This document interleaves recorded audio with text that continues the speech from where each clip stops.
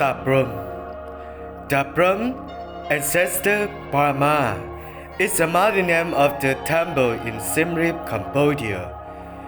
Built in the Bayon style largely in the late 12th and early 13th centuries, and originally called Raja Vihara, in Khmer meaning royal monastery.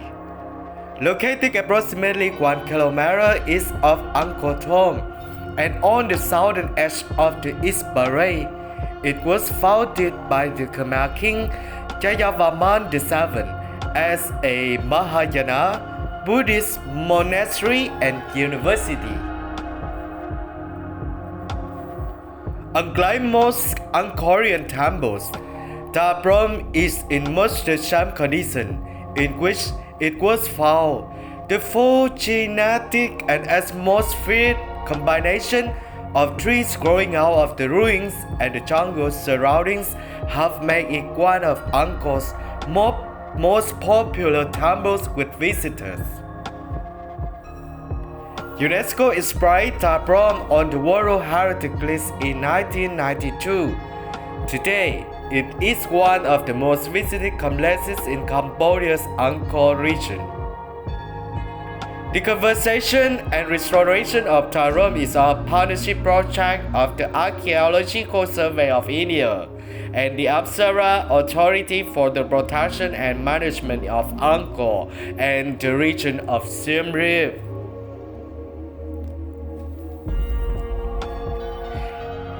In 1186 AD, Jayavarman VII embarked on a massive program of the construction and public works.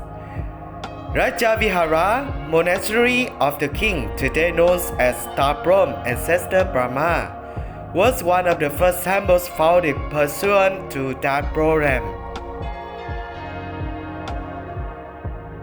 This held commemorating the foundation gives the date of 1186 AD.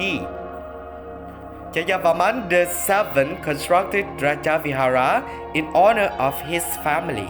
The temple's main image representing Pranaparamita, the personification of wisdom, was modeled on the king's mother. The northern and southern satellite temples in the third enclosures were dedicated to the king's guru, Jayamagalata, and his eldest brother respectively. As such, the Prohm formed a complementary pair of the temple monastery of Brikan, dedicated in year 1191 AD, the main image of which represented the Bodhisattva of compassion, Lokesvara, and was modeled on the king's father.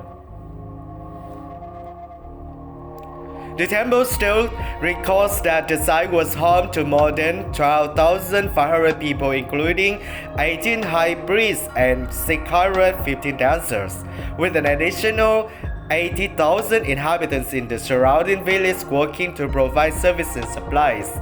The stand also notes that the temple imparts considerable riches, including gold, pearls, and silks.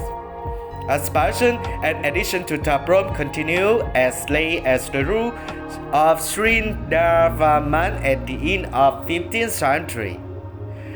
Abandonment and restoration. After the fall of the Khmer Empire in the 15th century, the temple of Prohm was abandoned and neglected for centuries.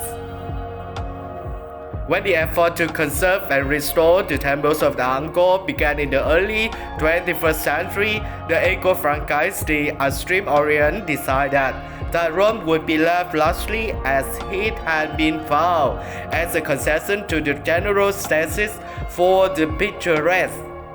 According to the pioneer Angkor scholar Maurice Glaze, the Prohm was singled out because it was one of the most imposing temples and the one which had best merged with the jungle, but not yet to the point of becoming a part of it. Nevertheless, much work has been done to stabilize the ruins, the permit access, and maintain its condition and apparent neglect. As of year 2013, Archaeological survey of India has restored most parts of the temple complex, some of which have been constructed from the grass. Wooden walkways, platforms, and drop railings have been put in place throughout the site to protect the monument from the further damage due to the large tourist inflow. The design of the Prohm is that of the typical flat Khmer temple, as opposed to the temple pyramid or temple mountain, the inner levels of which are higher than the outer. 5 rectangular enclosing walls surround the central sanctuary. Like most Khmer temples, the Prohm is oriented to the east, so the temple proper is set back to the west along an elongated east-west axis. The outer walls of 1,000 by 650 miles enclose an area of 650,000 square miles that at one time could have been the site of the substantial town, but that is now largely forested. There are entrance gopuras at each of the cardinal points, although accessibility is now only possible from the east and west. In the 13th century, face towers similar to those found at the Bayo were added to the gopuras. Some of the face towers have collapsed. At one time, most would be found inside and outside the fort enclosure. The presence of two modes led some historians to speculate that the 13th to 12th remains of Prohm is an expansion of a more ancient Buddhist rite on the same side. The 3 inner enclosures of the temple proper are gallery, while the corner towers of the first enclosure form the quincunx with the tower of the central sanctuary. This basic plan is complicated for the visitor by the circular access necessitated by the temple's partially collapsed state, as well as by the large number of the other buildings dotting the site, some of which represent later additions. The most substantial of these other buildings are the libraries in the southeast corners of the first and the third enclosures, the satellite temples on the north and the south sides of the third enclosure, the hall of dancer between the third and the fourth eastern gopuras, and a house of buffet east of the fourth eastern gopura. Representational art. The Prohm has not many narrative bas-reliefs as compared to Angkor Wat and Angkor Thom. At any rate, some of the descriptions of scenes from Buddhist mythology do remain, while barely erupted bas-reliefs illustrate the great departure of the Siddhartha, the future Buddha, from his father's palace. The temple also features stone reliefs of the Devatas, minor female deities, meditating monks or ascetics, and Vajrapalas or temple gardens. The trees growing out of the ruins are perhaps the most distinctive feature of the Prohm, and have prompted more writers to descriptive assess that any of other features of Angkor. Two species predominate, but sources disagree on their identification.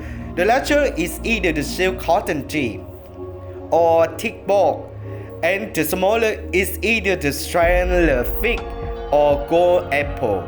Angkor scholar Maurice Glaze observed on every side in fastnesses over the sky, the trunk of the silk cotton tree saw the skywalk under the shadowy green canopy, their long spreading skirts shrouding the ground, and their eyeless roots calling more like reptiles than in plants.